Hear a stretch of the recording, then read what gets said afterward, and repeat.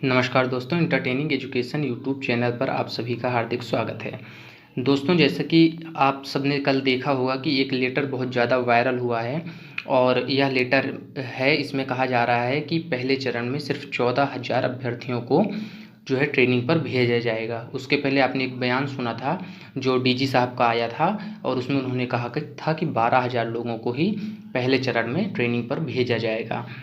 इसके बाद जो है कल से मैं देख रहा हूँ कि फेसबुक और व्हाट्सएप पर दोस्तों के बहुत सारे लोगों के तरह तरह की जो है क्या कहते हैं प्रॉब्लम्स और क्वेश्चंस निकल कर सामने आ रहे हैं। खासकर पीएससी के जो हमारे मित्र हैं उनकी जो मानसिक पीड़ा है वो बहुत ही ज़्यादा निकल कर सामने आ रही है।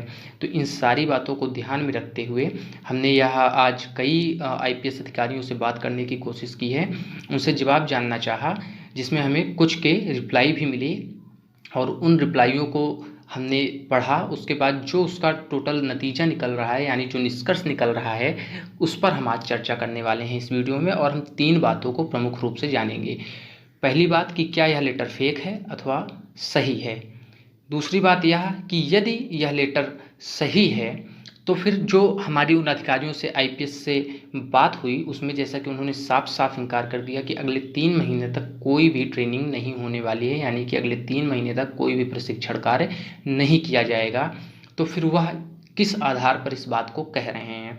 और तीसरी बात जो सबसे मुख्य है कि अगर यह बात सच है कि अगले 3 महीने तक कोई भी जो है नहीं होने वाली है ट्रेनिंग, तो 49,568 भर्ती के अभ्यर्थी क्या करेंगे, यानी उनका अगला कदम क्या होगा। इन तीनों बातों पर हम आज चर्चा करेंगे। तो आइए सबसे पहले हम देखते हैं अपने कुछ पुराने ट्वीट्स। ये 29 तारीख का हमारा एक ट्वीट है जो हमने उत्तर प्रदेश के अपर पुलिस महानिदेशक उत्तर प्रदेश पुलिस भर्ती एवं प्रोन्नति बोर्ड को किया था। ये रेणुका मिश्रा जी हैं जो इस समय अपर पुलिस महानिदेशक हैं उत्तर प्रदेश पुलिस भर्ती एवं प्रोन्नति बोर्ड की।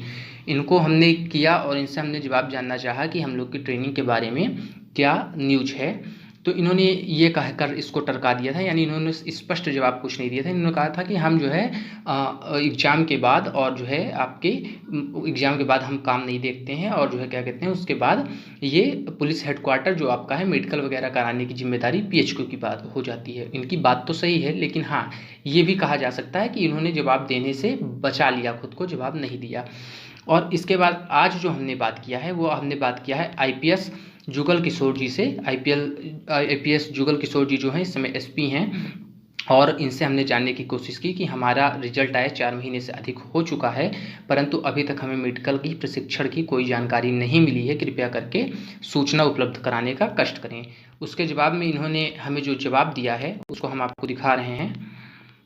इन्होंने साफ साफ कहा है कि वर्तमान में सभी प्रशिक्षण 3 माह के लिए स्थगित हैं।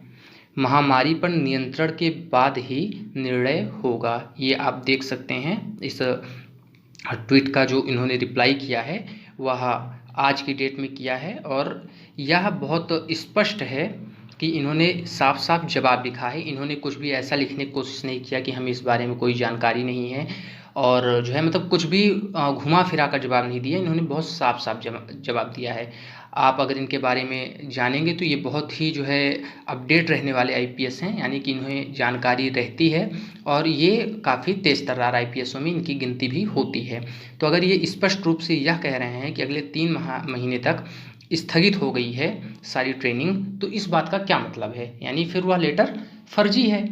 और अगर ये बात गलत कह रहे हैं तो इस बात का भी क्या मतलब है। दोनों चीज़ों को आइए हम समझते हैं। देखिए, अगर वह लेटर फर्जी है तो यह जो बात कह रहे हैं इसका मतलब यह है कि अभी किसी भी प्रकार के मेडिकल की जानकारी जो है या किसी भी प्रकार के प्रशिक्षण की जो जानकारी है वह जिले तक नहीं आई है, क्योंकि यह एक जिले के एसपी हैं और इनके जिले में जब भी ट्रेनिंग से संबंधित कोई सूचना दी जाएगी तभी इनके तक सूचना आएगी। यानी कि अभी जो भी बातें हैं वह पीएचक्यू में पुलिस हेडक्वार्टर में ही हैं और उससे बाहर अभी कोई बात नहीं गई है। और इसका मतलब यह भी समझें कि अभी जो लोग कह रहे थे कि डॉक्टर पैनल बन गए हैं, ये सारी चीज़ें अभी कुछ भी नहीं हुई हैं। पहली बात यह है। दूसरी बात अगर हम बात करते हैं कि अगर इनकी बात सही है और वो लेटर फर्जी है तो ये हो सकता है, ये भी अपने आप में कोई बड़ी बात नहीं है, क्योंकि लेटर इस प्रकार के इसके पहले भी 1-2 आए थे, वो भी फर्जी थे, और ये लेटर फर्जी होना कोई बड़ी बात नहीं है। फेक हो सकता है लेटर, क्योंकि कहीं भी इसकी ऑफिशियली पुष्टि नहीं हुई है। अच्छा चलिए, अगर मान लेते हैं कि लेटर फर्जी है और ट्रेनिंग 3 महीने के लिए रुक गई है, तो हमें क्या करना है? देखिए, सबसे पहले तो हमें सिर्फ और सिर्फ अगले 10 दिन तक वेट करना है। अगले 10 दिन तक वेट करने का मतलब यह है कि अगर यह सब होना है, ट्रेनिंग होना है, जैसा कि जो है अध्यक्ष जी बोर्ड के, जो वो उत्तर प्रदेश भर्ती बोर्ड के R.K. विश्वकर्मा जी ने जवाब दिया था, उसमें उन्होंने कहा था कि अगस्त में ट्रेनिंग हो, अगस्त में मेडिकल होगा। यदि अगस्त में मेडिकल होगा तो मुश्किल से 8 से 10 दिन के अंदर आपको सूचना मिल जाएगी, और उसके बाद मेडिकल की प्रोसेसिंग होगी। यह बात अपने आप में एकदम सही है। दूसरी बात यह है कि अगर मान लीजिए ऐसा कुछ नहीं हो रहा है अभी 2-3 महीने तक, तो हमें क्या करना है?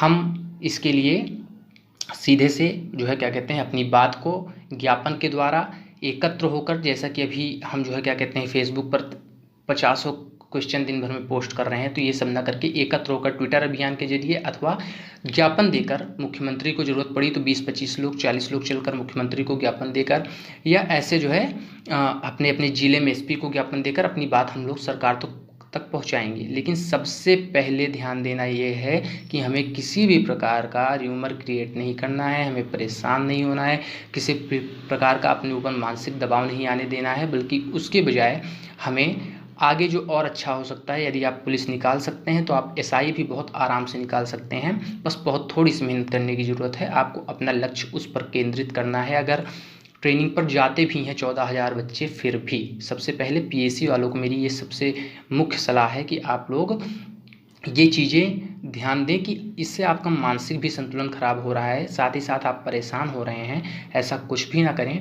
आप कम से कम सेलेक्ट में, जिनके एग्ज़ाम रुके हुए हैं, जो अभी कहीं सेलेक्ट नहीं है, उनसे आप कहीं ज़्यादा आगे हैं।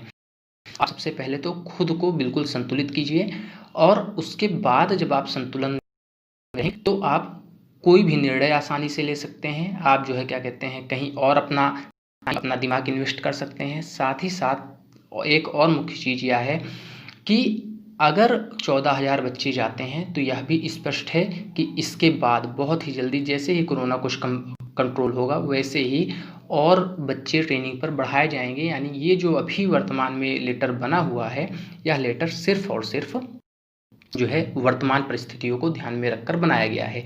एक और महत्वपूर्ण बात कि इसके अलावा हमने कई अधिकारियों को ट्वीट किया है, जैसे कि हमने IG प्रयागराज कविंद्र सिंह जी को टैग किया है और वो ट्वीट किया है। इसके अलावा हमने जो है तिवारी जी हैं, ये भी IPS हैं, इसके पहले जो है SSP इलाहाबाद रहे हैं, तो इनको भी हमने जो है ट्वीट किया है, और इनके रिजल्ट का भी हम वेट कर रहे हैं। इसको भी हम पोस्ट के माध्यम से आपको जैसे ही आएगा इनका उत्तर हम सूचित करेंगे।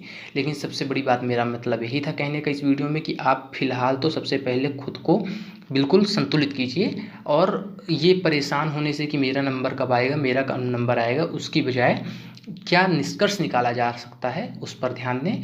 और आप इस चैनल को सब्सक्राइब कर लें। हम आपकी पूरी मदद करते रहेंगे, जैसे भी होगा हम अभियान चलाकर, और उसके अलावा जो है क्या कहते हैं, जैसे भी होगा हम आपको जानकारियाँ भी उपलब्ध कराते रहेंगे। बहुत बहुत धन्यवाद।